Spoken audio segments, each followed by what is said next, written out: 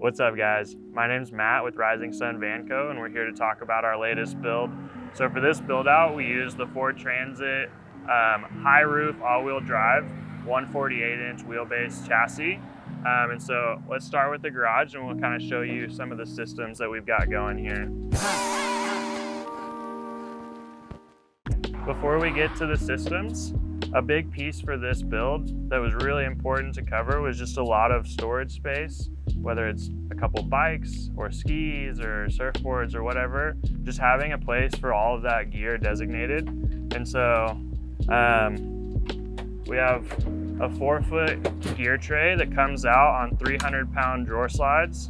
So plenty of capability to hold a couple bikes, to hold all of your camping gear, again, skis, everything you could ever want to take. And so just as easily as it comes out, it goes back in. And then on this side, we have all of our electronics. And so for this build, we went with 400 amp hours of Battle-Born batteries, lithium batteries, the 3000 watt Victron Multi-Plus inverter charger, as well as an MPPT solar charge controller, and then the Orion Smart charger that's a battery to battery charger. And so you've got 3 ways to charge your batteries, whether off the car's alternator, solar power, or charging from shore power. And with 400 amp hours of lithium, you've got more than enough electricity just to power whatever you want to do to be off the grid for as long as you want to be off. Next, we'll move on to the water system. And so you can see we've got easy fill port, easy drain, easy access to the master on-off over here, as well as the shower.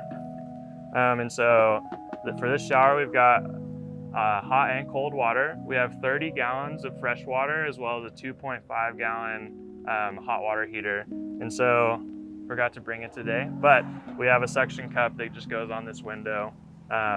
Easy for taking a shower out here. So for this build, we went with the roof rack from Flatline Van Co. And so we also purchased their side ladder. Just gives you really easy access to everything up here. We put 200 watts of solar panels on the roof, as well as those 2 max air roof fans. And so plenty of ventilation, plenty of power coming in, given the size of the battery bank. And then off of that side, we have an awning that just provides a lot of shade. All right, let's take a look inside. So for this build, like I mentioned, we're on the Ford Transit 148-inch wheelbase. And so the perk of this size vehicle is you can go to Trader Joe's, park in a normal parking lot, whatever, just very maneuverable. But it comes with a lack of space. And so a big piece was to really maximize these swivel seats, 180 degrees, just to provide, along with our bench seat, a really comfortable place for 3 to 4 people to sit down, hang out, just enjoy time with each other. And so we'll hop up in and show you some more of the stuff.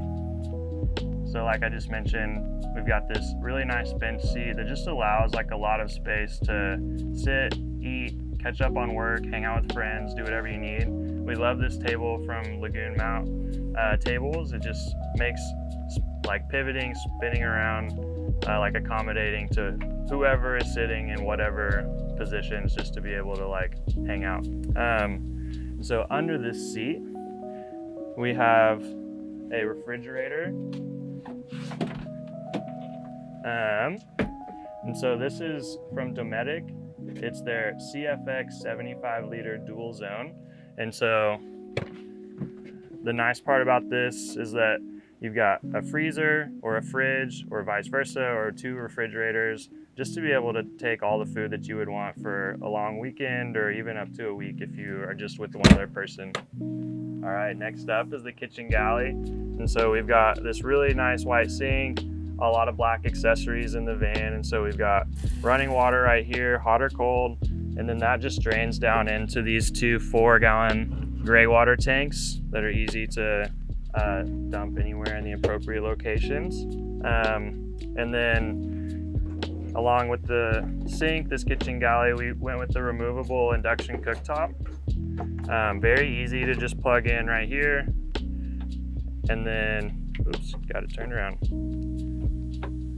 And then just able to provide a little extra countertop space for, I don't know, preparing food, cutting veggies, whatever. We also have right here a microwave, and then some additional outlets to be able to use an Instant Pot or whatever you need to do to make the best dinner you can. All right, next up, we got our cabinets.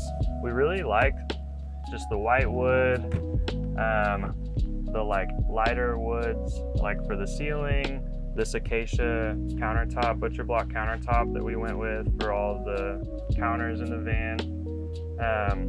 And so with this whole side of upper cabinet cupboards, we're able to provide just a lot of like place to store like food, cooking utensils, like a lot of clothes in the back, and then another little like kind of spice cabinet here above this one. So next up, we've got heating and ventilation. And so for this build, we did 2 max air fans. The nice thing about those is that they can push air in or pull air out. And so with 2 of them, you can get a nice little circulation, ventilation going. And so lots of ventilation through those. We've got 2 bunk windows on either side of the bed, as well as the nice T-vent window here. So just a lot of capability to ventilate and get a lot of airflow going. The other part of the ventilation is heating. And so we went with the Eberspacher heater, and we put it right under the passenger seat. This heater runs off of gas from the gas tank, as well as the 12-volt system. And so really low draw on your gas. And so it just comes off of an auxiliary port from the car's gas tank. And I think it can run for about 20 hours off of 1 gallon of gas. So really nice. And then last up, we just have our bed, sleeping area. In this build, we were able to do a short queen. And so wall to wall, we have just over 6 foot of sleeping space. Like I said, we've got both bunk windows on either side, just allowing a lot of good cross breeze as you're sleeping, and the roof fan right above you. And so since it's a queen, 5 feet wide, honestly, like pretty spacious.